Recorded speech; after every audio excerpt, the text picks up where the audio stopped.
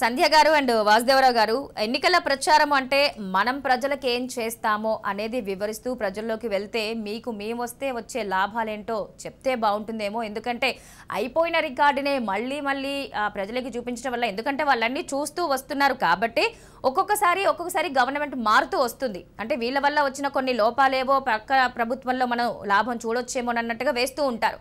కానీ ఎక్కడికి వెళ్ళినా అవతల పార్టీ, ప్రతిపక్ష పార్టీ ఏం చేస్తోందో, అందులో ఉన్న లోటుపాట్లు ఏంటో అన్నిట్టు చెప్తూనే ఒక రకంగా అధికార పార్టీ వాళ్ళ ప్రచారంతో పాటు పక్క పార్టీ ప్రచారం కూడా చేసేస్తుంది అనుకోవాలా?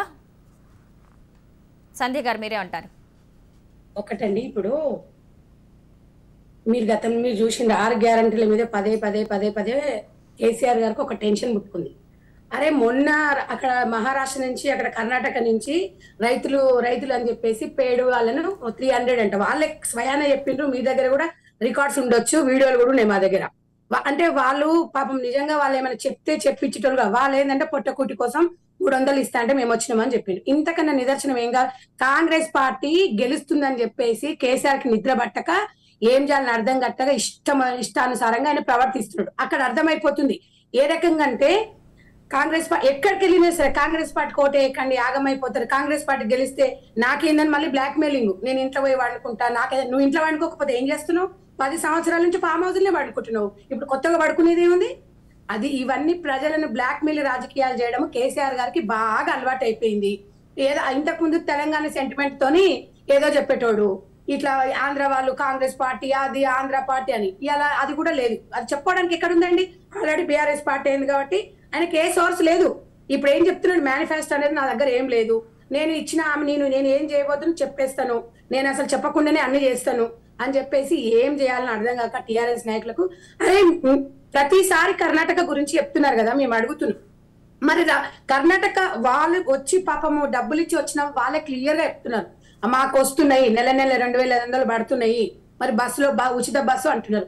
మీకు అంత ఉంటే రండి మా దగ్గర, మేము సవాల్ విసిరినప్పుడు మరి మీరు స్వీకరించాలి కదా. స్వీకరించకుండా మీ ఇష్టం వచ్చినట్టుగా కాంగ్రెస్ పార్టీ మీద బురద జల్లడం అనేది ప్రజలందరికీ అర్థమైపోయింది. ప్రజలు వీళ్ళ పిచ్చి మాటలు ఎవరు నమ్మరు. ఒక్కసారి సోనియా గాంధీ గారు తెలంగాణ 60 సంవత్సరాల కళ నెరవేరిస్తే మళ్ళీ కూడా తెలంగాణకు ఒక అవకాశం ఇచ్చింది. ఆమె తెలంగాణకు వచ్చి చూసి ఆమె చాలా బాధపడుతుంది. అరే తెలంగాణ, నేను ఇచ్చిన తెలంగాణ ఏంది, ఇక్కడ జరుగుతున్నది ఏంది అని చెప్పేసి ఆమె 6 గ్యారంటీలు ఇలా తెలంగాణ ప్రజల కోసం మరొకసారి అవకాశం ఇచ్చింది. ఆ తల్లికి రుణపడి ఉండాలి. ఇలా పోయి ఇలా కుటుంబం మొత్తం పోయి కాళ్ళ మీద వాడి ఫోటోలు దిగేసి అది చేసినోడివి ఇలా నువ్వు ఇన్ని జూటా మాటలు మాట్లాడుతున్నావు. అది నిజం కాదా? 6 గ్యారంటీలు మేము చేస్తాము అని చెప్తున్నాము. సిగ్గు లేకుండా ఈ ప్రభుత్వం ఏం మాట్లాడుతుందండి? కాళేశ్వరం ప్రాజెక్ట్ అంట బాంబులు పెడితే లోపలికి పోతుందండి. బాంబులు పెడితే పైకి లేవాలి కదా, బాంబులు పెడితే కూలిపోయి. అంటే 1,00,000 కోట్ల అవినీతి చేసి ఏమన్నా 1000, 2,000, 1,00,000, 2,00,000 ఇల్లు పిల్లలు కూలిపోవడానికి 1,000 కోట్లు, 30,000 కోట్లతో అయ్యేది 1,00,000 కోట్లు చేసి కాంట్రాక్టర్లకు ఇచ్చి నాణ్యత లేని పిల్లర్స్ పోసి ఎంత ఘోరం అండి ఇది. ఎన్ని అబద్ధాలు ఆడుతున్నారు. పక్కన బాంబు పెడితే లోపలికి పోతుందా? కొంచెమన్నా చిన్న పిల్లల్ని అడిగిన చెప్తారు. బాంబు పెడితే ఏమవుతుందండి? పైకి లేస్తాయిగా. నువ్వు ఒక కార్ కింద బాంబు పెట్టినా, దేని కింద పెట్టినా పైకి లేస్తుంది, కిందికి పోతుందా? అరే కొంచెమన్నా అక్కడి నుంచి కాళేశ్వరం ప్రాజెక్టు అవినీతి మీద, కాళేశ్వరం ప్రాజెక్టు గురించి నువ్వు అక్కడికి చర్చకు రా. అక్కడి నుంచి కర్ణాటక పోదాం. కర్ణాటక పోతే చెప్తారు కదా, రండి మా బస్సులనే తీసుకుపోతాము, మా కార్లనే తీసుకుపోయి మీకు చూపిస్తాం. తెలంగాణ ప్రజలకు నిజంగా వాళ్ళు చెయ్యట్లేదు అంటే మీరు సవాల్ విసిరినప్పుడు స్వీకరించాలి. అది స్వీకరించకుండా మీ ఇష్టానుసారంగా మీ ఇష్టం వచ్చినట్టుగా మాట్లాడితే మీరు కాదు 6 గ్యారంటీలు నమ్మేది, తెలంగాణ ప్రజలు నమ్ముతున్నారు. వాళ్ళకి అర్థమైపోయింది.